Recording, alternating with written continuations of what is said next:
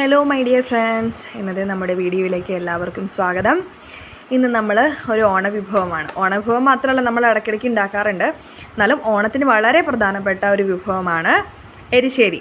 അപ്പോൾ നമ്മൾ ഇന്ന് മത്തങ്ങ എരിശ്ശേരിയാണ് ഉണ്ടാക്കുന്നത്.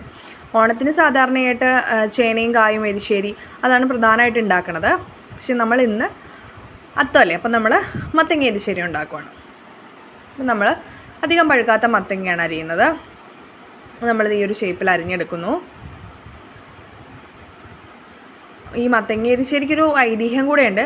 ഈ മത്തങ്ങ എരിശ്ശേരി നമ്മൾ അവസാനം തേങ്ങ വറുത്തിടും. ഈ തേങ്ങ വറുത്തിടേണ്ട മണം അടിച്ചിട്ട് മാവേലി വരും എന്നുള്ളൊരു ഐതിഹ്യം പണ്ടുള്ളവർ പറയാറുണ്ട് കേട്ടോ. അപ്പോൾ ഈ മത്തങ്ങ ഈ ഒരു വലിപ്പത്തിൽ നമ്മൾ അരിഞ്ഞരിഞ്ഞ് എടുക്കുവാണ്. അതിനുശേഷം നമ്മളത് മഞ്ഞൾപ്പൊടി, ഉപ്പും കുരുമുളക് പൊടിയും മുളക് പൊടിയും കൂടെ ചേർത്ത് വേവിക്കുന്നു. അപ്പോൾ ഏകദേശം ഒത്തിരി വലിപ്പമുള്ള മത്തങ്ങയൊന്നും അല്ല കേട്ടോ, ഒരു കഷ്ണം മത്തങ്ങയായിരുന്നു. നമ്മൾ അരിഞ്ഞെടുക്കുവാണ്.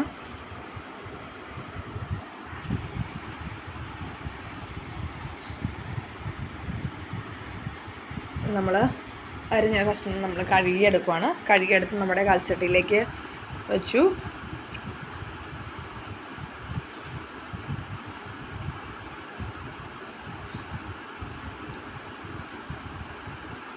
അതിലേക്ക് നമ്മൾ മഞ്ഞൾപ്പൊടി ഇട്ടു, മുളക് പൊടി ഇട്ടു, കുരുമുളക് പൊടി, ഇതെല്ലാം കുറേശ്ശെ ഇട്ടാൽ മതി കേട്ടോ, ഒത്തിരി ഒന്നും ഇടണ്ട, കുറേശ്ശെ ഇട്ടാൽ മതി. കുരുമുളക് പൊടി ഇട്ടു, ഉപ്പ് ഇട്ടു. നമ്മൾ കല്ലുപ്പാണ് കേട്ടോ സാധാരണയായിട്ട് യൂസ് ചെയ്യാറുള്ളത്, കല്ലുപ്പ് ഇട്ട് നമ്മൾ അടച്ചു വെച്ചു. കുറച്ച് വെള്ളം ഒഴിച്ചു, അത് നെക്ക വെള്ളം ഒഴിച്ചു, വേവിക്കാൻ വെച്ചു. അപ്പം നമ്മൾ എന്ത് ചെയ്യും, അത് വേവണ സമയം കൊണ്ട് തേങ്ങയും ജീരകവും തേങ്ങയും കൂടെ നമ്മൾ എന്നുവെച്ചാൽ അവിയലിന് അരക്കണേ ഒത്തിരി അങ്ങോട്ട് അരഞ്ഞു പോകരുത്. അവിയലിന് അരക്കണേക്കാളും കുറച്ചും കൂടെ ഒരരവ് അത്രയും മതി. അപ്പം നമ്മൾ ഇത് വെന്ത് കഴിയുമ്പോൾ നമ്മളതിലേക്ക് തേങ്ങ ചേർക്കുവാണ്. ഈ തേങ്ങ ചേർത്ത് നല്ലോണം ഇളക്കി അതൊന്ന് കുറച്ച് നേരം തിളയ്ക്കണം. അതിന് ശേഷം നമ്മൾ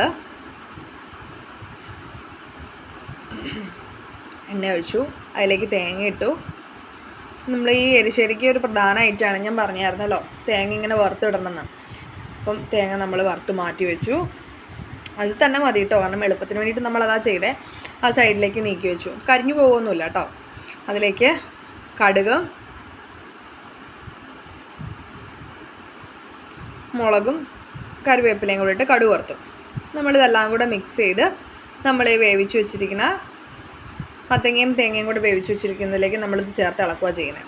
അപ്പോൾ ഈ ഒരു തേങ്ങ വറുക്കണ മണടിക്കുമ്പോഴാണ് മാവേലി വരുന്നുള്ള സങ്കല്പം ഞാൻ പറഞ്ഞായിരുന്നല്ലോ. അപ്പോൾ ഇതാണ് ഇതിലെ പ്രധാന ഒരു ഐറ്റം, നമ്മൾ തേങ്ങ വറുത്തതിലിടണം. അതാണ് മത്തങ്ങ എരിശ്ശേരിയുടെ ഒരു ഹൈലൈറ്റ്. അപ്പോൾ നമ്മളിതേ അതെല്ലാം കൂടെ മിക്സ് ചെയ്ത് നമ്മുടെ എരിശ്ശേരിയുടെ മുകളിലേക്ക് ഇട്ടു.